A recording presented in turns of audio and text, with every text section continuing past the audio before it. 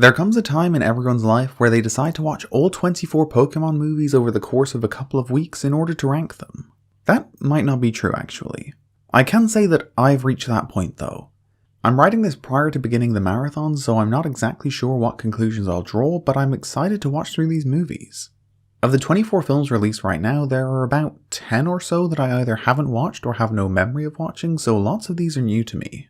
I'll be ranking these starting with those that I consider worse so that we can have a bit more optimism with each passing minute. Hopefully that's how this works out. A quick introduction for those completely unfamiliar with how these films work. The Pokémon movies almost exclusively center around Ash Ketchum and his various companions, with a legendary, mythical, or otherwise iconic Pokémon heavily involved. They always try to teach a valuable lesson that usually Ash and the viewer can both learn. It should probably go without saying, but there's going to be quite a lot of spoilers for the various Pokémon movies in this video, so here's your warning. Anyway, this is probably going to be an excruciatingly long video, so let's get started with whichever film I've decided is worst. Number 24, Pokémon Mewtwo Strikes Back Evolution. This is a CGI remake of Pokémon the first movie, and I'm actually going to immediately contradict myself and say that this isn't the worst Pokémon movie. It just offers virtually nothing in the way of originality. Evolution tells the familiar story of Mewtwo's laboratory creation, subsequent escape, and attempted vengeance on the human race who've wronged him. That's fair. Ash, Misty, and Brock experience the legendary Pokemon's wrath firsthand as they're all invited to a mysterious party on New Island, the site of the destroyed laboratory where Mewtwo was created. The climactic battle sees Mew taking on Mewtwo as the titular character's clone army face off against their original counterparts. In the end, Ash can't take the fighting anymore and runs between Mew and Mewtwo in an attempt to stop them. Always had more heart than brain, that one. Their attacks both hit him, turning him to obsidian? Whatever it is, it breaks the heart of Pikachu, which in turn deeply pains all the onlooking Pokemon, clone or not. As they all weep for what they're seeing, their tears are absorbed by Obsidian Ash, and when Pikachu joins them, Ash is revived. Mewtwo sees the error of its ways, dropping an iconic quote before wiping everyone's memories and leaving New Island with the clones. I see now that the circumstances of one's birth are irrelevant. It is what you do with the gift of life that determines who you are. So you may recognize the voice there, that of Dan Green, aka Yugi, who will be popping up a few times here. That performance is one of the definite highlights in Mewtwo Strikes Back Evolution. As a remake, I feel like it needs to do more than it did though. The major change from the original is obviously the look of the film. At times I found myself really enjoying the new style, but I thought the design of the human characters was sort of off-putting. I think the biggest issue for me was the eyes, because Brock actually looks fine most of the time. Aside from the animation change, several battle sequences were extended and some weird errors from the original were fixed. Nothing too significant. Brock does get an original line in Evolution though, which I actually loved. Let's gaze upon sun-drenched seas and eat my famous jelly donuts made with love! I'm a simple man. If you reference Brock's jelly-filled donuts, I'm gonna enjoy it. Overall, I did have a fun time watching this movie. It's filled with great Ash and Pikachu moments which are essentially the backbone of almost every Pokemon movie, but they just don't have anything new to do here. That's my only issue. It feels completely unnecessary, and that's why I've put it in last place. It's also a good sign because I really struggled to find any Pokemon movie that I didn't at least enjoy a little bit. Okay, number 23, Pokémon 3, the movie, Spell of the Unknown, Entei. Wow, that is not a catchy name. I feel like this might be an unpopular choice. Given my channel name, I sort of wish the movie about Unknown performed better here, but this was the original movie I enjoyed the least. Here we have the story of Professor Spencer Hale and his daughter Molly. While researching the quote-unquote legendary Pokemon Unknown, Professor Hale is sucked into the unknown dimension. After his mysterious disappearance, Molly is now parentless, her mother also having disappeared years ago. While playing with the unknown letters to further drive home that point, Molly summons what do we think the collective noun for unknown would be? A swarm of unknown? A herd?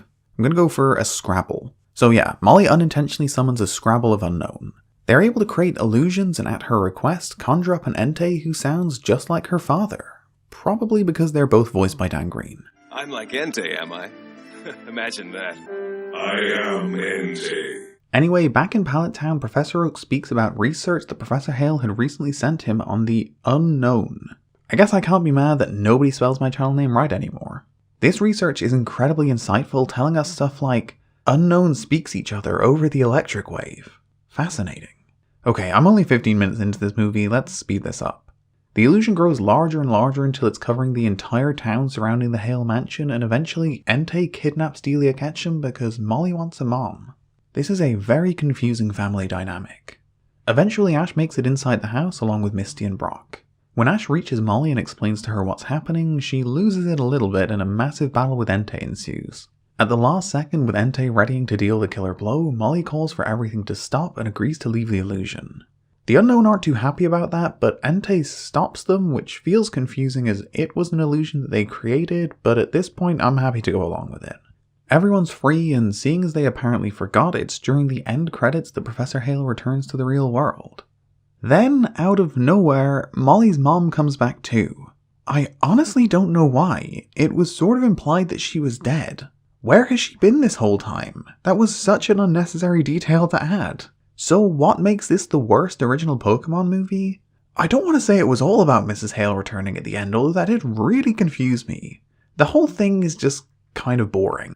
My love for the franchise means I still had some fun with it, but it was definitely the least enjoyable watch of the marathon. Number 22, Pokémon Jirachi Wishmaker. I think this might actually be an even more unpopular opinion than that.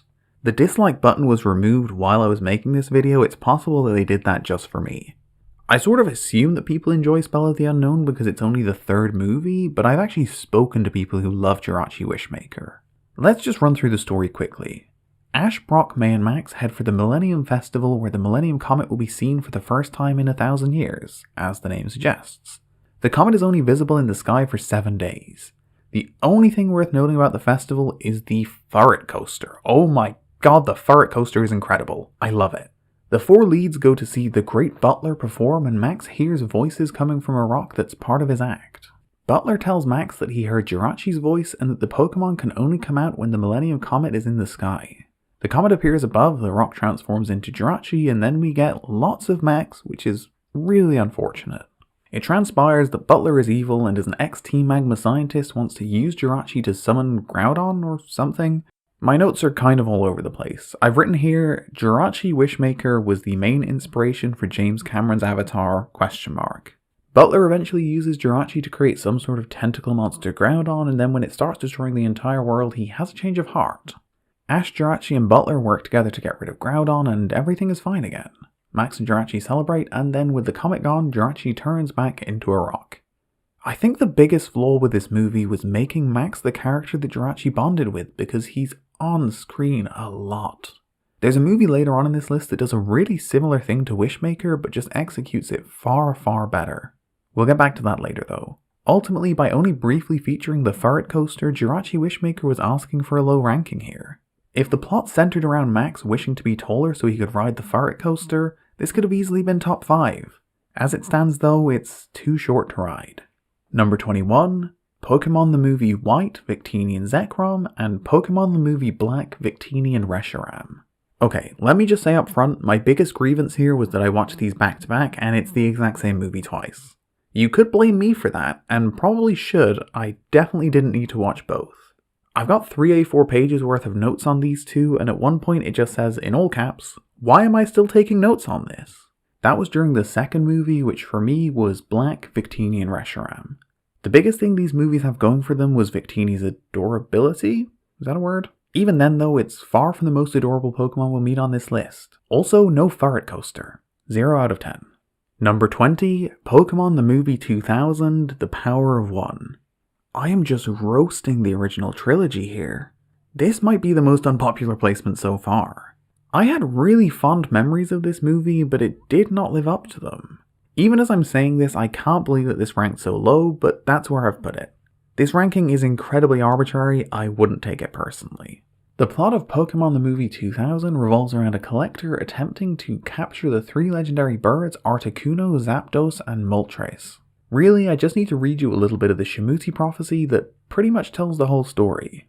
Disturb not the harmony of fire, ice, or lightning, lest these titans wreak destruction upon the world in which they clash. Though the water's great guardian shall arise to quell the fighting, alone its song will fail, thus the earth shall turn to ash. We ultimately realize that instead of referring to the destruction of the earth, the prophecy is suggesting that Ash Ketchum will be required to help Lugia stop the legendary birds. Thus the earth shall turn to ash. This leads to a contender for the all-time greatest movie line. Well, right now I wish my mom had named me Bob instead of Ash. This movie really does have some incredibly quotable lines, but yeah, Ash saves the world with the help of Team Rocket and all is good. I should say this movie deserves some credit for actually giving Team Rocket something to do because most other entries on this list fail in that regard. Other than that, there's not a lot to say about this one. Like its immediate sequel, it's just kind of dull. Before moving on though, we should go out on a high with another one of those amazing lines. I could use pants. Number 19, Pokémon, Giratina and the Sky Warrior. So this serves as a direct sequel to a movie that we haven't covered yet in The Rise of Darkrai. All you really need to know about that one though is that Dialga and Palkia battle. As we learn in Giratina and the Sky Warrior, this has clearly rubbed Giratina the wrong way. The movie sees Ash, Brock and Dawn trying to reunite a lost shaman with others of its kind while a generic villain named Zero tries to take over the world. It's all just sort of fine. The reverse world is an interesting setting, but beyond that, there isn't much worth writing home about. Shaman walks the line between adorable and annoying, which hurts the movie quite a bit. I really don't have a lot to say about this one. Let's move on. Number 18, Pokémon the movie, Kyurem vs. the Sword of Justice. I'm not sure whether this is a good or a bad thing, but this hardly feels like a movie at all. It's so short that it never really drags, but in that sense, it also just seems like a long episode. Of all the animated movies, it's probably the one where Ash and his traveling companions have the least to do. This movie gives exactly what the title promises. It's essentially just a slightly broken up battle between Kyurem and the trainee Sword of Justice, Keldeo. That's kind of why I like it. Kyurem is much more captivating than most of the human villains that the Pokemon movies have used, and Keldeo crams a fair bit of growth into the short runtime. If you've got a protagonist worth rooting for going up against a seemingly indomitable antagonist, you are set for a good time. That's exactly what Kyurem vs. the Sword of Justice provides. Number 17, Pokémon the movie, Diancie and the Cocoon of Destruction. The first and narrowly worst of the XY generation, Diancie and the Cocoon of Destruction is an unremarkable but fun entry in the series. Clearly the writer Hideki Sonoda is a man who watches Spider-Man 3 and thinks it could do with a few more villains because about half the characters in this movie are antagonists. They're all keen to get their hands on Diancie, who has the rather unique ability to create diamonds from thin air. Well, she's supposed to be able to at least. At the beginning of the film, while Diancie can create diamonds, they disappear after a short period of time. That's less than ideal as she needs to make a new heart diamond for the diamond domain or it will crumble. All hope is not lost yet though. One of the many Carbink from the diamond domain tells her to go and find Xerneas in the All-Earth Forest and that its fairy aura will grant her the ability she requires. So Diancie sets off, but she's quickly cornered by Marilyn and Riot, two of our many villains. Ash and friends save her while the two bicker, and after hearing Diancie's story agree to accompany her. Before they can get anywhere on their journey though, Diancie's kidnapped by Team Rocket. Welcome to the School of Hard Knocks. I certainly do appreciate your kind educational offer, but I must be going. Diancie is rescued by Millis Steel and makes it back to Ash & Co. You might be imagining that we've just added a new hero to offset the many villains, but don't worry, Millis and her father are bad guys too. Anyway, the group all travel to the All-Earth Forest where Diancie does meet Xerneas and experiences its fairy aura. There's no time to see if Diancie can now create permanent diamonds though, as all of the bad guys show up on cue. In all the chaos as the various villains attempt to capture Diancie, they accidentally disturb Yveltal, who emerges from its cocoon of destruction. Rather relatably, Yveltal is less than pleased about being woken up early. Less relatably, it settles on destroying the entire forest. Along the way, several people and Pokemon are turned to stone before Diancie mega evolves and creates a real heart diamond. That only briefly stops Yveltal though. In the end, Xerneas steps in and manages to calm Yveltal, who promptly leaves. It's only then that we're shown that Pikachu was clipped by Oblivion Wings, so he turns to stone too. We get a nice role reversal callback to Pokemon the first movie before Xerneas restores Pikachu, meaning we get an adorable reunion scene. All those who return to stone are revived by Xerneas, who then turns into a tree to protect the balance of nature. That's basically it. Diancie returns to the Diamond Domain and creates a brand new Heart Diamond, and they all lived happily ever after.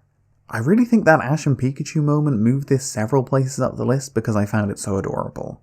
In fairness, Diancie is a fun character, and other than the overabundance of villains, I really had no complaints about this one. Number 16, Pokémon the movie, Volcanion and the Mechanical let's try that again. Number 16, Pokémon the movie, Volcanion and the Mechanical Marvel. So we move straight from the first XY movie to the last, and there really isn't much to separate the two.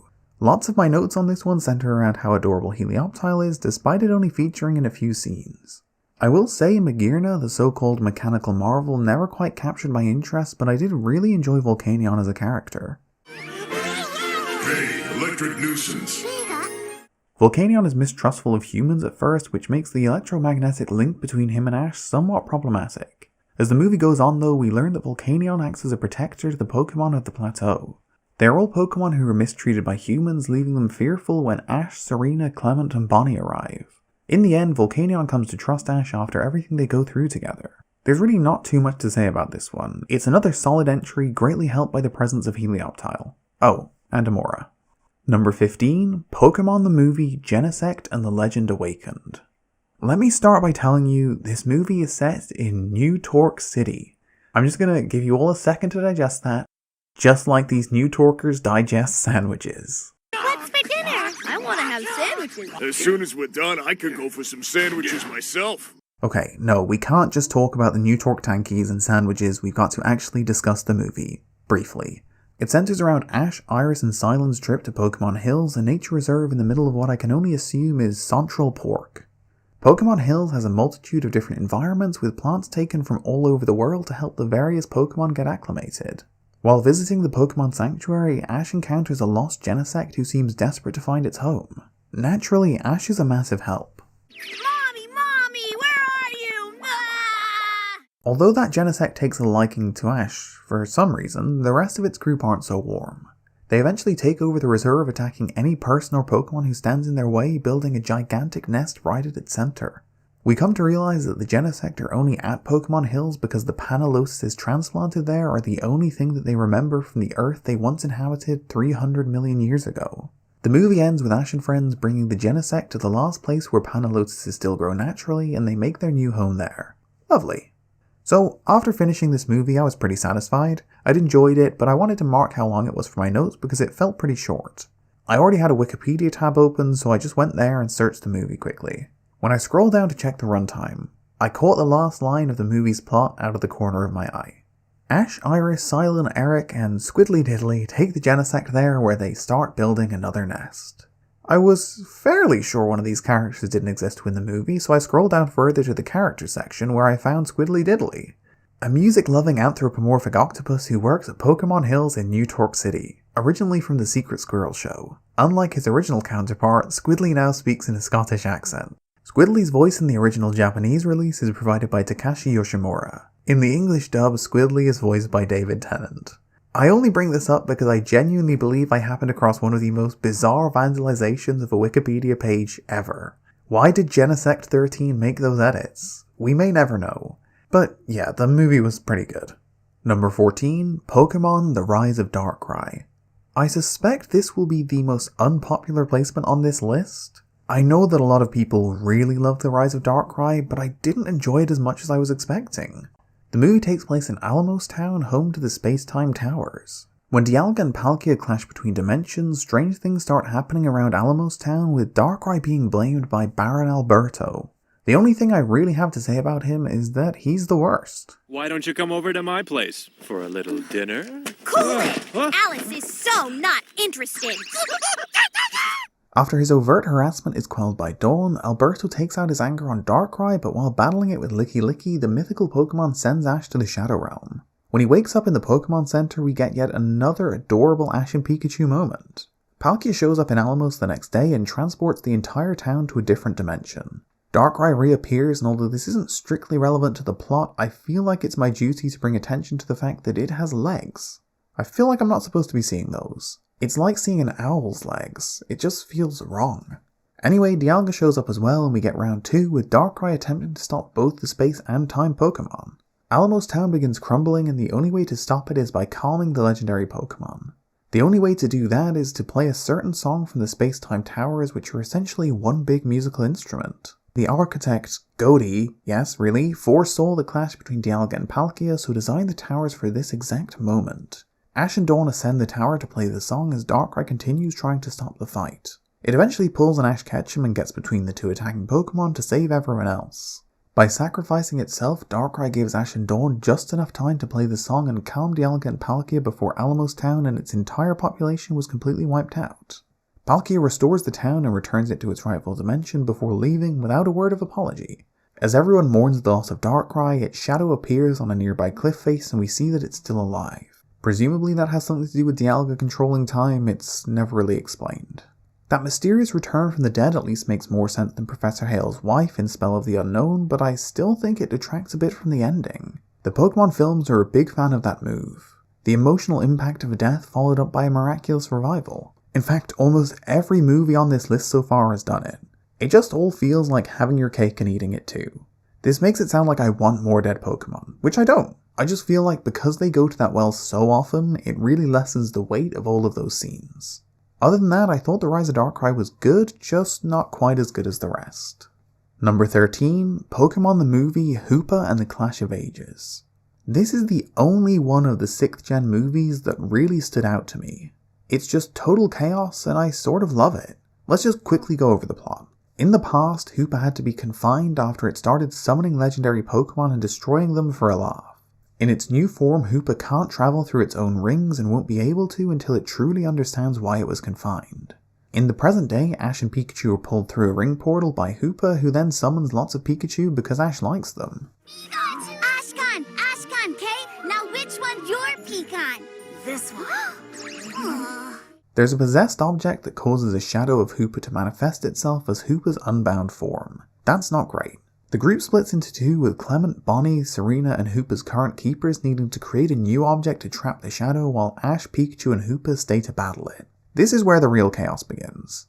Hoopa summons Latias, Latios, and a shiny Rayquaza, all of whom end up Mega Evolved, while the shadow brings forth Primal Kyogre and Groudon, Kyurem, Dialga, Palkia, and Giratina. Then they all just battle. Just in time, the big group return to seal the shadow back inside the bottle before Ash ends up possessed. Hoopa is able to calm the evil spirit with happy memories of its time in its confined form though, and all is good with the world once more. Except for the fact that the space and time are collapsing around us. Apparently it's against the space-time laws to have that many legendary Pokemon in the same place at the same time. There's no need to worry though, Ash Ketchum is on hand and he's sure to save the day. Pikachu, Thunderbolt, let's go!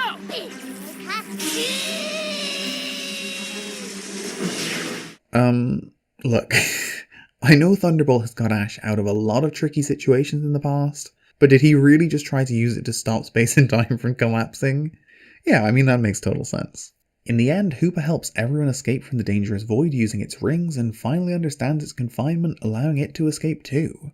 Other than the total carnage, it's a happy ending to a movie built on chaos. I don't know why I like this one so much. Look, was Hoopa a good character? Yeah. Was the Clash of Ages exciting? Absolutely. Did this mostly rank high because Ash tried to stop space and time from crumbling with a Thunderbolt?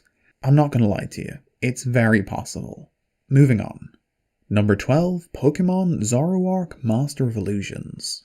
The first film to crack the top half is the only standalone 4th gen film. There's a lot to like about Master of Illusions, from one of the best Pokémon movie villains to an interesting title Pokémon to the well-paced solid plot. Focusing on that first point though, Kodai might be my favourite Pokémon antagonist across all the movies. It's not a category teeming with great options, but Kodai really stands out. Unlike a lot of the half-hearted villains whose actions are ultimately redeemed after some dumb and selfish actions, Kodai is just pure evil. Honestly, as I'm saying this, I feel like this movie should rank higher on the list, but this is where it's staying. Zora and Zoroark are both solid characters to build around, but this is really Kodai's movie. I feel like everyone should go and see this one for themselves. Still, I've put it at number 12. Even I'm starting to question my judgment now. Number 11, Pokémon Secrets of the Jungle. The most recent entry in the PCU only narrowly misses out on a top 10 spot. We're firmly into territory of movies I thoroughly enjoyed at this point though. Secrets of the Jungle begins with a Zarude forced to leave his tribe to raise a human child he finds abandoned in the forest of Akoya. The mythical Pokemon is given no choice and leaves the Heart Tree where the rest of the Zarude live. We then jump 10 years into the future where the boy Koko is now traversing the forest with ease. The Pokemon who Koko now calls Dada has raised him to believe that he's also a Zarude. When we join them, it's just reaching the point where Koko is starting to question whether or not that's really the truth. After an argument, Koko runs away and goes full Green Goblin, forcing Ash Ketchum to rescue him. Yes, unsurprisingly, Ash happens to be in the forest of Akoya at the time and transports the unconscious boy back to nearby Millifer Town. When Coco awakes, it's in a state of pure shock. For the first time, we realize that Coco only speaks the language of the Zarude, it's just been helpfully translated for us during his scenes. As Coco attempts to escape the town, he begins to notice similarities between himself and Ash. When he ultimately makes it back to Dada, the Zarude admits the truth, handing over a photo of Coco's parents that he found at the beginning. We then get an incredibly rare mention of Ash's father, which really caught me off guard before some clues lead Ash and Coco to the nearby Biotope Company lab. Upon seeing the photo, the man in charge, Dr. Zed, reveals that Coco's parents are unfortunately dead. On top of that, he tells us that Coco's real name is Al-Molybdenum. Yeah, I'd probably stick with Coco. After Dr. Zed starts asking questions about the healing spring and the heart tree, Coco gets suspicious and rushes off. As he heads straight for the home of the Zarude, it's revealed that Coco's had a tracker placed on him by Dr. Zed, who is, to the surprise of nobody, completely evil. The Zarude, who've hoarded all of the food in the jungle, have never been on great terms with the other Pokémon there. It's only when Zed begins tearing the forest apart that they all come together to protect one another in their home. During the battle, Dada is killed by Zed, but it's pretty brief as Coco revives him using jungle healing, so he's actually become part Zarude? Anyway, Zed is defeated and arrested, and everyone works together to heal the forest of Akoya. Coco decides to go off on a journey of his own at the end, and everyone lives happily ever after. I don't know how much it came across, but this is very much the Jungle Book meets Tarzan meets Avatar meets Drive Angry. Now, I've never actually seen Drive Angry, but I assume it's about driving angrily, and there's a recurring road rage theme in this movie. Over the opening credits, a car speeds up attempting to run over Coco as a baby. Then when he's brought to Millifer Town, another vehicle attempts to run him down. Finally, it's revealed that Dr. Zed killed Mr. and Mrs. Molybdenum by running them off the road. So yeah, that family just seems to have some sort of genetic predisposition for getting in car accidents. Secrets of the Jungle may feel very familiar, but it does its job well. Coco's relationships with Dada and Ash are both great, and the setting is one of the best we've seen in a Pokemon movie. Dr. Zed is another lackluster villain, but beyond that, I really enjoyed Secrets of the Jungle. Number 10. Pokémon Destiny Deoxys. Who thought this would crack the top 10? Certainly not me. When I looked through the movies before starting my marathon, this one jumped out at me as a movie that I expected to rank low. I think that's mostly because I've never really cared for Deoxys, and honestly I still don't. Destiny Deoxys has a great setting, some good characters, and two of the most adorable Pokemon in existence though, so you don't even need to care about the titular character. The story begins in the middle of an Arctic expedition where Professor Lund's young son Tori is left traumatized after a meteorite causes a Pokemon stampede. There's a big battle with Deoxys and Rayquaza here too, but I'm focusing on the B-plot. Years later, Ash and friends arrive in LaRousse City, an uber-modern tech-heavy utopia that happens to be the home of Tori and his father. We get some brief interactions between Ash and Tori where we learn that the boy who once adored Pokemon now finds them petrifying. Completely by accident, Tori ends up competing alongside Ash in a double battle, but is unable to do anything, frozen in fear by the Pokemon around him.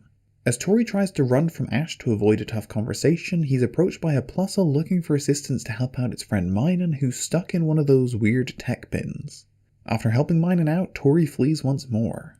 Okay, just quickly, Deoxys shows up in LaRousse City at this point and creates an aurora in the sky. Now, I know what you're thinking. An aurora. At this time of year, at this time of day, in this part of the country, localized entirely within that district. But yeah, that's what happens. As Ash, Brock, May, and Max get to know Tori a bit, they ease him into the world of Pokemon. Once he's bonded with the others, he brings them to meet his best friend, this thing. Then Rayquaza shows up because Deoxys is there and Professor Lund calls for the city to be evacuated. All of the main characters end up trapped in the city though, with a force field going up around it. They're eventually forced to go out into the city in search of food, and Minun gets captured by the Deoxys. I've skipped large chunks of the main story, but that meteorite from the beginning contained Deoxys, which is now that thing that Tori calls his friend. The other Deoxys is only in LaRousse City to rescue said friend. It keeps carrying away people and Pokemon because they create waves that are blocking Deoxys from finding its companion. Everyone works together to get the meteorite Deoxys back into its body, and they're reunited. In the end, they actually save Rayquaza, who finally understands them and leaves. There's one final climactic moment where Tori has to dive to save Plusle and Minun before he himself is saved by Deoxys. It's implied that Plusle and Minun stay with Tori at the end, and that's literally all that matters. I've mostly just gone through the stuff with Tori, Plusle, and Minun there because that's the part of the movie that kept me invested. Tori has a fairly simple character, but his story arc really worked for me. Along with a unique setting, that just made for a really fun movie to watch. Plus Leminen are so good. Okay, number 9, Pokémon Arceus and the Jewel of Life. Another movie that I'm surprised made it this high on the list. Arceus and the Jewel of Life is the final film in the original Gen 4 trilogy. It continues on from the rise of Darkrai and Giratina and the Sky Warrior, finally bringing Arceus into play. The original one is such an obvious Pokemon to make a movie about with such an interesting origin, and I thought Jewel of Life did a good job with it. A long time ago, Arceus was forced to protect the world from a series of meteorites, losing its 16 life plates in the process. Seemingly destined to die, Arceus was rescued by a man named Damos, who's obviously voiced by Dan Green. Damos retrieves the life plates for Arceus, saving its life, and as thanks, it uses 5 of those plates to create the Jewel of Life. Arceus told Damos it would turn Machina Town, where he lived, from desolate wasteland to fertile paradise, and it did. Sadly, when Arceus returned for the jewel, Damos refused, attacking his former friend, believing that without the jewel, Machina Town would revert to a wasteland. As it was still missing 5 of its life plates, Arceus was forced to retreat, but vowed to return and unleash its fury upon the planet. We learn all of this from Sheena, one of Damos' distant relatives, who reveals that she now possesses the Jewel of Life. We also learn that Arceus' awakening is what sent Dialga and Palkia on a collision course with one another and thus led to the events of the last 2 movies. When Sheena attempts to return the jewel though, it's revealed to be a fake, and that makes Arceus a little bit angry. Dialga, Palkia, and Giratina work to stop Arceus' destruction, with Dialga sending Ash, Brock, Dawn, and Sheena back in time to fix things. There's also Kevin, but guys named Kevin don't get sent back in time. The 4 are originally sent back far enough to witness the betrayal, but that's not enough, so Dialga sends them back further to the beginning of that day. When they arrive, Sheena accompanies Marcus, Damos' assistant, while the other 3 are sent to jail until their story is straightened out. It's there that they meet Damos, who tells a completely different story to what we've heard from Sheena. Damos says that he wants to return the jewel, but Marcus rose up against him, intent on keeping it. That's not the best news, as Sheena's currently telling him exactly what'll happen and how to avoid it. While all of that's going down, we get lots of adorable cameos from Pokemon being sadly overworked, like Cyndaquil and Chikorita.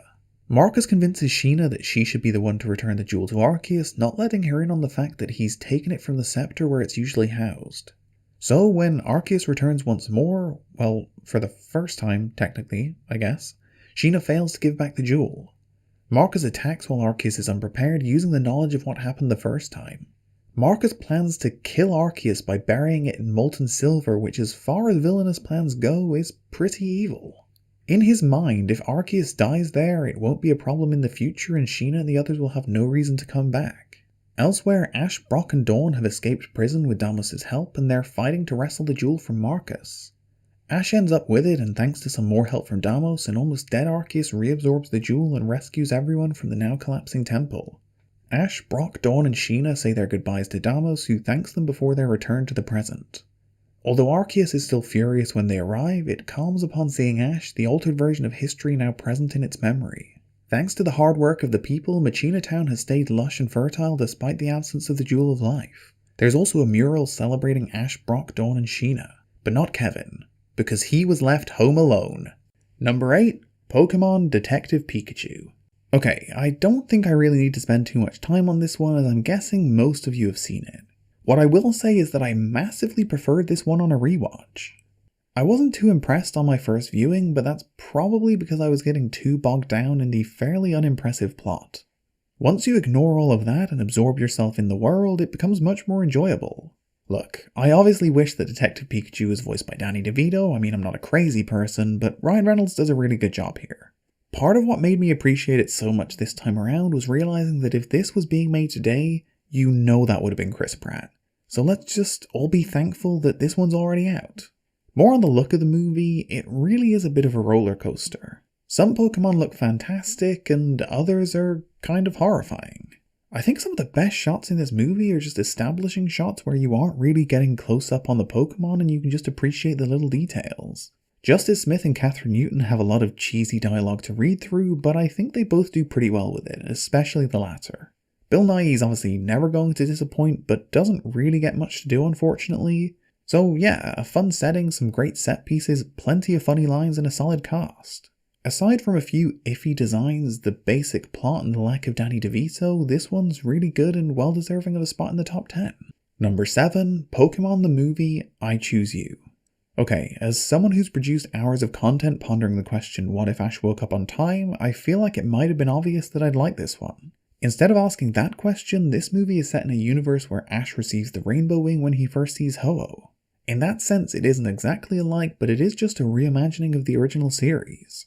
Instead of traveling with Misty and Brock, it's Verity and Sorrel that accompany Ash this time around. Rather than rescuing Charmander from Damien, it's a trainer named Cross that abandons it.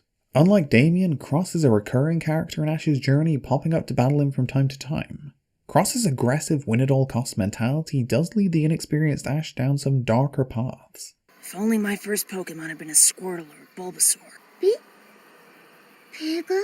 After falling out with Verity, Sorrel, and most importantly Pikachu, Ash has a nightmare of a world without Pokemon. Basically, he dreams about the real world and realizes how awful it must be, which is sort of a burn on all of us. It does make Ash realize how much Pikachu means to him though before we're led down another dark path. Sorrel tells the story of how his family's Luxray was forced to rescue him after he got lost in the snow and it died. Yep, Sorrel was solely responsible for the death of his family's Luxray. I know you're thinking that later on I'm going to reveal that it shows up at the end and everything's okay. Nope, Luxray is dead. That good mood just keeps on rolling into the next sequence where we have to relive the whole Bye Bye Butterfree storyline. Let's just skip to the end. Ash makes it to the summit of Mount Tensai where the Rainbow Wing has been leading him this whole time, but Cross is there waiting for him. They battle and Ash wins, but Cross steals the Rainbow Wing anyway. As Cross is evil, this doesn't lead to Ho-Oh being summoned, but Marshadow shows up instead and has the wild Pokemon attack everyone. We're eventually taken back to the beginning of the movie and the original series. That moment where the only thing Ash can think about is protecting Pikachu, so asks him to get inside his Pokeball, and then this happens. Can I offer you a nice egg in this trying time? Seriously, how good would Danny DeVito have been in Detective Pikachu? Such a missed opportunity. Anyway, Pikachu gets back into his ball just in time as Ash is hit by all of the attacks, but this time around it's his determination to be with Pikachu that brings him back from the dead. I guess Luxray just didn't love Sorrel enough, which actually makes sense given how everything went down. Ash uses a new Rainbow Wing to summon Ho-Oh and they battle before we get to see the meme that ends the movie. I think the Pokemon movies were getting a bit stale by the time I Choose You rolled around, and it was a much needed shot in the arm for the series. I love that they just chose a bit of a random concept and ran with it. I've said it a few times in this video, Ash and Pikachu are the heart of almost every movie here, and this is a great movie to introduce you to their story. Good stuff. Number 6, Pokemon Forever, Celebi, the Voice of the Forest. I'm fairly certain that nobody is going to agree with me on this one, but my nostalgia for Voice of the Forest means it's going to rank just outside the top 5. This was the last Pokemon movie I watched within, say, a year of its release until I got back into the franchise. I remember loving this movie as a kid, and it didn't disappoint on a rewatch. The movie begins with a young boy named Sam being warned to be careful as he enters a forest with his sketchbook. It's the voice of the forest that he's told to listen out for, as it's said that if you aren't perfectly still when you hear the voice, it'll transport you through time. When Sam makes it inside the forest, he finds a Celebi being chased by a Pokemon hunter and rescues it.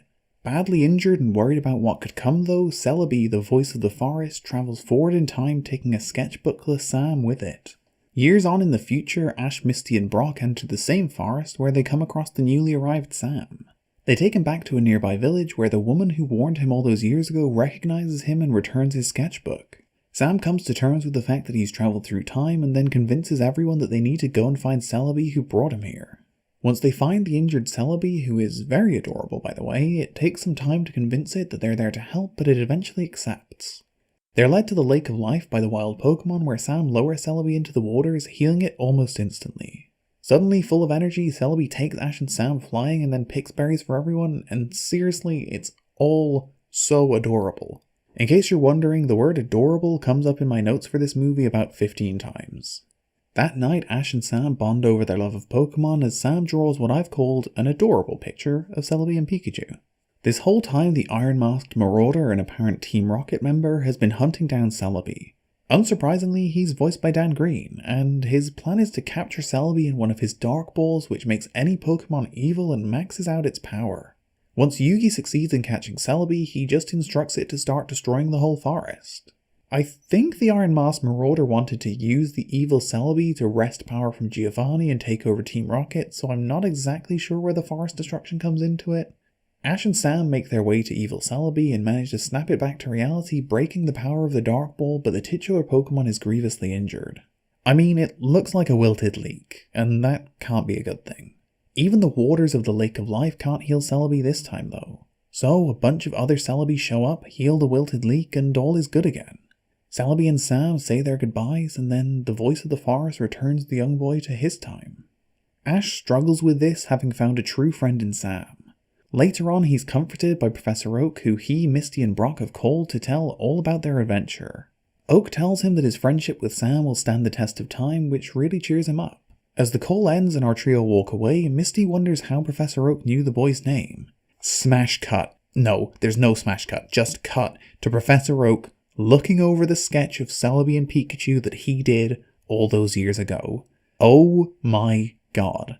That's why this movie's at number 6. Look, the year is 2001. M. Night is arguably already past his best, but Pokémon Forever is carrying on the beautiful tradition of wholly unnecessary twists that you'll still be thinking about 20 years later. Honestly, if there's one person who didn't know what the twist in this movie was and I was able to give them that moment of excitement, it was worth going through the whole plot. What a film. Okay. Number 5, Pokémon Ranger and the Temple of the Sea. Do you remember like 40 minutes ago when I told you that there was a movie that did a lot of the same things as Jirachi Wishmaker but just executed them much better? No? Me neither. Anyway, this is that film. The bond between May and Manaphy is so wonderful and it just blows everything Wishmaker does out of the water. Or into the water in this case. I don't really care about the Pokemon Rangers who make up half of the title, but when Manaphy is being adorable in every other scene, I'm not sure that matters. We've also got a villain who's hilariously over the top, but I think that's a massive improvement on Forgettable. There's some scenes of Ash being obscenely heroic which are always fun, but for the most part, yeah, this is all about May and Manaphy. You make me so happy. Happy. Number 4, Pokémon the first movie, Mewtwo Strikes Back. Okay, we've made it full circle, all the way back to the first movie. Going into this, I figured it might rank fairly low. Maybe it's the nostalgia talking again, but this deserves a top 5 spot. Yes, there's a lot of really weird mistakes, but a lot of them I just find kind of funny. I went over the basic plot of this movie when covering the CGI remake, but there is a little bit to add here. The version I'm covering, which I consider to be the complete film, adds a lot of backstory to explain the movie's origins. Essentially, Giovanni is funding the scientists because he wants the most powerful Pokemon in existence, but Dr. Fuji's main motivation is to clone his deceased daughter. This obsession with bringing her back has driven him over the edge, causing his wife to leave him, and it's all pretty dark. Beyond that though, there's so much about this movie that I love. Like this missing poster for Nurse Joy. Wanted, a missing person. Also, the fact that Minnesota is officially canon in the world of Pokemon. I didn't know Vikings still existed! They mostly live in Minnesota. There's also this bit where all of the Pokemon are fighting with their clones, and Vaporeon is clearly just playing with its mirror image. 10 out of 10. Very adorable. You've also got this Killer Meowth line that was weirdly cut from the remake. You're right. We do have a lot in common. Maybe if we started looking at what's the same instead of always looking at what's different, well, who knows? I'm not sure everyone will agree with this high placement, but there's so much to like here that I couldn't make a case for it being lower. Number 3, Pokemon Heroes Latios and Latias. Very respectable podium finish for the final original series movie. As the title suggests, the movie tells the story of Latios and Latias, 2 legendary Pokemon who live secretly in the city of Altamar. Their father, Latios, gave his life to protect the city once upon a time, leaving behind the Soul Dew, which is said to contain, well, his soul. When Ash saves Latias, who's disguised as a human, from 2 Team Rocket members intent on stealing the Soul Dew, she takes a liking to him. Although it takes Ash a while to figure out what's going on with the silent girl he saved, when he does, we get some great scenes with the 2 of them. Latios and Latias reside in a secret garden within Altamar, but Annie and Oakley, the aforementioned Rocket members, ultimately track them down. They steal the Soul Dew and capture Latios, who protects Latias and tells her to run.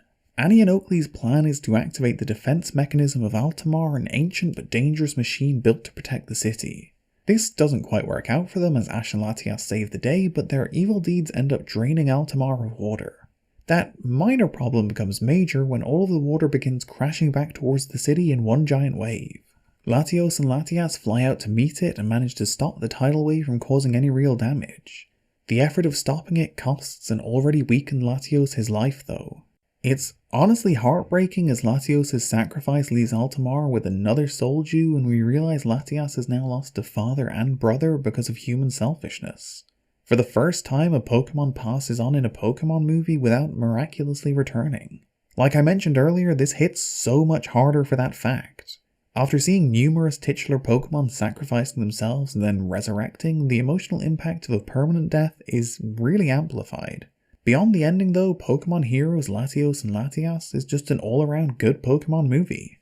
Number 2, Pokemon the movie, The Power of Us. When I talked about Secrets of the Jungle earlier, I mentioned the few movies from which it seemed to draw heavily. Well, The Power of Us really feels to me like it started based around the idea of one movie. It's The Breakfast Club. If you've seen the two films, then you're probably seriously doubting me, but listen. Other than Ash Ketchum, we've got 5 main characters to deal with in The Power of Us. There's Taran, a shy genius researcher, the brain. Risa, a star runner who was shaken by a past injury, the athlete. Margot, the mayor's daughter, the princess. Harriet, a reclusive old woman who hates Pokemon, the basket case. And Callahan, a compulsive liar who doesn't not look like Judd Nelson. Whether or not The Breakfast Club was the starting point, these characters work. Sometimes their stories are intertwined, and sometimes they stand on their own or alongside Ash, but at no point does it stop working for me. The movie takes place during the annual Wind Festival in Fula City. Ash Ketchum is in attendance with his trusty partner Pikachu, but let's check in with the Breakfast Club first. Risa is in Fula City because her brother Rick, who's in the hospital, has asked her to catch him an Eevee. Risa isn't very knowledgeable about Pokemon, but Rick tells her she'll find one in Fula City, so she goes there for him. Callahan is at the Wind Festival with his sister and her daughter, his niece, Kelly. Although she's ill, she loves spending time with her uncle, believing every word he tells her about his fabricated adventures. Taran lives in Fula City, so he's nervously milling around preparing for a research presentation, while Harriet, another local, is just trying to avoid all of the Pokemon present at the festival. Finally, we've got Margot. She sees her father off, and then after crossing paths with Ash, seems to head into the forest on the mountain overlooking the city. That's where our journey begins. It's basically detention. Before the festival properly gets underway, Kelly bumps into Risa, who informs her that she's looking for an Eevee. Obviously, the young girl points her to her all-knowing uncle, who sends Risa off into the forest as a complete guess. His knowledge of Pokemon almost as limited as hers. Also, Harriet has to drop off some documents with Taran, but when he startles her, she spills something on herself. The festival then opens with a Pokemon catch race, which is exactly what it sounds like. Callahan's niece insists he enter, having heard all of his amazing stories and wanting to see him in action. Luckily for him, Taran saw him brashly telling a captivated crowd one of his fables earlier and agrees to help him on the condition that Callahan presents his research for him. So Callahan enters using Taran's Staryu, with Ash the only other entrant of note. Thanks to Taran's earpiece instructions, Callahan is able to take an early lead, saving a terrified Sudowoodo as he does. Ash spends the majority of his time in the catch race attempting to stop a rampaging Tyranitar, so Callahan manages to win. That night, Risa realizes that she's been sent on a wild goose chase by Callahan, searching in an area that's totally off limits, while Harriet's troubled to find a number of wild Pokemon following her. So, the next day, Risa enlists Ash to help her find an Eevee, recognizing him from his second place finish in the catch race. They locate an Eevee quickly enough, and Ash walks her through the process of catching a Pokemon, even lending her Pikachu for the task. Risa succeeds in catching the Eevee, and it's all very adorable. At the same time, Harriet is confronting Taran, who reveals that she spilled essence of Sweet Scent on herself yesterday, and that's what's attracting the Pokemon. I haven't even mentioned Team Rocket yet. In fact, I've left Jessie, James, and Meowth out of most of my quick summaries because usually they're irrelevant, but they actually play a big part here. Another tick for The Power of Us. They've been skulking around the research pavilion since the start, trying to get their hands on whatever Taran's working on, and they do. When Callahan arrives late to his presentation, Taran's forced to do it himself, which goes disastrously, with him accidentally showing the footage of his catch race guidance. Before everyone, including Kelly, has time to digest that, Team Rocket are discovered trespassing and throw a smoke bomb to escape. In the chaos, Eevee is trampled by the crowd and its leg is broken. Thankfully, Taran's on hand with his Chansey to provide some immediate medical care. Kelly's unnamed illness also flares up, possibly due to the smoke, or more likely because her lying uncle broke her heart. Callahan is told by his sister Mia that she's going to take Kelly home the next day to avoid any more complications. Callahan leaves angry with himself, but instead lashes out at the Sudowoodo who's been following him since the catch race. The next morning, the winds have died down and everyone learns that the Eternal Flame has been stolen. The Eternal Flame is what helps Lugia find Fula City, and Lugia is the one who provides the city with wind. That's the whole reason for the Wind Festival. They need Lugia for wind, they need wind for electricity, and they need electricity for, well, everything. They manage to track down the thief in the forest, and it turns out to be Margot. Yes, the mayor's daughter, who I've barely mentioned so far. Her time has been spent in the forest feeding a heretofore unseen Pokémon that's now revealed to be Zeraora. Margot stole the Eternal Flame hoping to put an end to the Wind Festival so everyone would leave Fula City and Pokémon hunters would stop combing the woods looking for rare Pokémon. Margot reveals that Zeraora saved her life, injuring itself in the process, and she's been taking care of it ever since. The mayor then confesses that he's been hiding something too. The city's government invented a story about the forest being cursed after humans caused a wildfire 50 years ago. Zeraora saved many of the wild Pokémon but became hostile towards humans, so to protect it, the former mayor told the people of Fula that it had fled. Now, I never went into detail on what Team Rocket stole earlier, but it was a capsule of effect spore that Taran was working on, and it just exploded. Ash rallies the whole group and they each figure out what they can do to help. Taran needs to retrieve his natural cure solution in the city and then join Callahan, who's now called Sudowoodo, and Harriet at the abandoned power plant that she designed as a young woman. They can disperse the solution from there. Riza needs to run the Eternal Flame back to its perch so Lugia will be able to find Fula City by morning, and Ash and Margot will stay behind to help the sick and injured Pokémon, a problem slightly exacerbated by the forest fire that's now started. Even Team Rocket chip in to help, giving Taran the lumberries they were attempting to sell to fix the problem that they created. The fire killed the power in town, which prevented Taran from making the natural cure solution, so lumberries will have to work instead. On their way to the power plant, Harriet reveals to Callahan that her Snubbull perished in the first fire 50 years ago, which is why she distances herself from any and all Pokémon now. If she makes no more meaningful connections, she can't be hurt again. Maybe she's Judd Nelson. That would make Callahan Ali Sheedy? The group all work together and succeed in getting the lumberry solution dispersed, preventing the effect spore from doing any damage. The fire's still spreading though, so the entire city has to band together to help out. Eventually, they're able to put out the fire after Zeraora learns to trust Ash, and Riza places the Eternal Flame just in time to summon Lugia. The Guardian of the Seas brings rain to put out the remaining embers present in the forest, and then brings the wind that gives the festival its name. On the one hand, I feel like I might have went into too much detail there, but on the other, I think everyone needs to know about the Power of Us.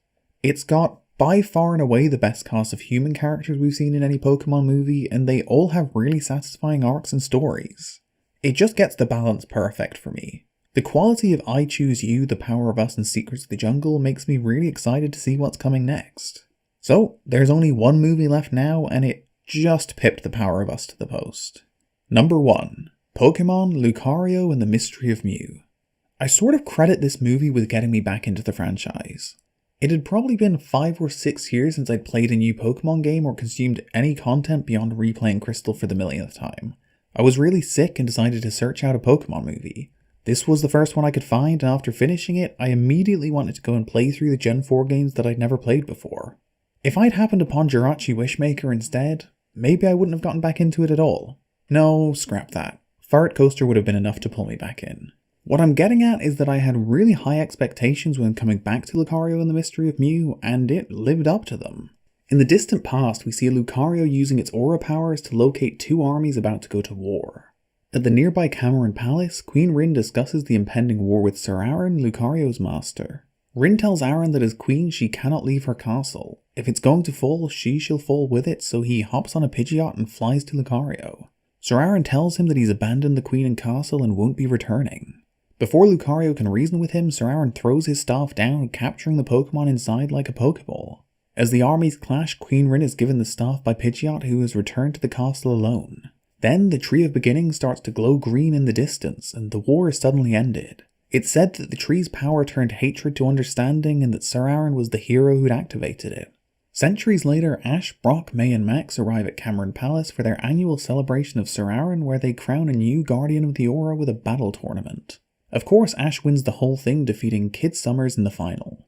During a banquet that night, Ash is forced to sit and watch while everyone enjoys themselves, serving his role as Guardian of the Aura with Sir Aaron's staff in hand. Throughout the opening sequence, we see plenty of Mew, who lives in the Tree of Beginning, transforming into different Pokemon. As an APOM, Mew leads all of the protagonist's Pokemon to a playroom upstairs. Kid has been sneaking around during the party and spots Mew from the roof of the castle, sending in 2 Weavile to place a tracker on the mythical Pokemon. There's a big scuffle and Mew ultimately transforms into a Pidgeot and flies away with Pikachu and Meowth, saving them from the attackers. Meanwhile, downstairs, Ash is told to copy the hero's pose from the painting of Sir Aaron. When he obeys, Lucario is released from the staff, instantly confronting Ash, who he believes to be Sir Aaron. Once Lucario is able to open his eyes, he realizes his mistake and flees. When they track down Lucario, Eileen, a descendant of Queen Rin, explains that everything he remembers happened long ago. Everyone explains their version of events to Lucario, who fills in the blanks, telling them Sir Aaron is no hero. Then Max bursts in to tell everyone that Mew was attacked and flew off with Pikachu and Meowth. Wait, I can't remember what Mew transformed into though. Maybe Kid can help me out here? I was on the roof when I saw Mew change into a Pidgeot. Ah, a Pidgeot, of course. How could I forget? Kid also points them in the direction of the Tree of Beginning, which Eileen explains is actually an elaborate rock formation. Ash figures the only way to get Pikachu back is to head there himself, so that's what he does. Brock, May and Max tag along and Eileen asks Lucario to accompany them. Kid joins them too. Apparently she's just an adventurer who was acting incredibly suspicious. Finally, Jessie and James hide out in back, keen to rescue Meowth themselves. While all of this is happening, Mew is just having a good time with its new friends. Mew is the OG adorable Pokemon in the movies, and it is still killing it in that regard. On the road to the Tree of Beginning, we learn about time flowers, which record events from when they were planted and can replay them when activated. It's a pretty major plot contrivance, but I'm willing to accept it. That night, Ash and Lucario have an argument about whether or not people in Pokemon can be friends, with both of them making some harsh accusations. Ash suggests Lucario is lying about Sir Aaron, while Lucario posits that Pikachu ran away to escape his weak trainer. They have a bit of a fight that could just never end well for Ash before going their separate ways for the night. The next morning, they reach the spot where Sir Aaron betrayed Lucario, and a time flower shows everyone else exactly what happened. Ash apologizes for doubting Lucario, who accepts and tells him to never abandon Pikachu. They push on towards the Tree of Beginning, where it quickly becomes apparent that the Reggies are its protectors. More than that, the tree seems to be actively fighting the humans inside it. While Ash and Pikachu fight to get to one another, orange goo starts swallowing up some of the humans. I've got in my notes here, Pikachu, Mew and Meowth are Aragorn, Legolas and Gimli. I assume the scene that spawned that note just played. If not, just know that I've watched a lot of Pokemon movies and I've slightly lost my mind. Ash and Pikachu eventually make their way back together, with lots of good Ash and Lucario bonding moments along the way. Thank you, Mew. Do you see what I'm saying about Mew being adorable? The tree is still fighting what it perceives to be parasites though, and swallows Ash, leaving no more humans inside. Mew sees how heartbroken Pikachu is by this loss and activates the Tree of Beginning just like it did centuries ago. The humans all reappear, but the effort has greatly weakened Mew. The symbiotic relationship between Mew and the tree means it begins to break down and collapse around them. Mew leads Ash, Kid and Lucario to the heart of the Tree of Beginning, where Lucario spots Sir Aaron's gloves. Then, a time flower reveals the truth. Sir Aaron locked up Lucario so it couldn't follow him and then used his aura to power the tree, giving his life in the process. Mew tells Lucario that they can repeat the feat to save the tree now, but he isn't strong enough to do it alone. Throughout the movie, we've been hearing that Ash has a similar aura to Sir Aaron, so he joins Lucario and together their aura combines to power Mew. At the last second though, Lucario shoves Ash out of the way so he won't be destroyed like Sir Aaron. The Tree of Beginning is saved and Mew is full of energy once more, but Lucario is not. As he collapses to the ground, he activates another time flower which shows us Sir Aaron's final message to Lucario. You were my closest friend. I feel the same. It's genuinely really quite touching. Lucario then fades away upon hearing his friend's last words. During the end credits, we see the painting of Sir Aaron in the palace has been altered, with Lucario now standing alongside him. I really love this movie. The time flowers are so overly convenient, but in a world where they exist, I don't think it's out of the realms of possibility that Sir Aaron would ask Mew to plant some, so Lucario could see why he did what he did, on the off chance Lucario was ever in the heart of the Tree of Beginning. Maybe. In a movie as good as Lucario and the Mystery of Mew, I don't really care about small details like that though. There's just so much to like here. And that's the list. I had a great time watching all of these movies, in case that wasn't clear, and a less great time writing this script. That's why we're so far removed from my last video. It's tough to turn the best part of half a notepad worth of notes into a video that isn't like 8 hours long. What I've learned is that I can have fun with just about anything as long as there are Pokemon involved, but it's still very easy to separate the good from the bad. I'm really pleased to see the direction things are going, with the last few non-remake entries being some of the best I've seen. I'm sure with most lengthy franchises you start with the best and slowly drift further and further from that, with later entries being the worst of the lot. In I Choose You, The Power of Us, and Secrets of the Jungle though, Pokémon seems to be somewhat revitalized of late. I hope to see more of that going forward. The films took a pretty noticeable dip in the 5th and 6th generations, with none of them even cracking the top half, but it's good to see we're getting back towards the best. As this has already been incredibly long, I don't want to overcomplicate the outro, so I'm just going to thank you so much for watching. If you stuck around this long, I really truly appreciate it. Hopefully it won't be quite as long until the next video, but yeah, I'll see you then.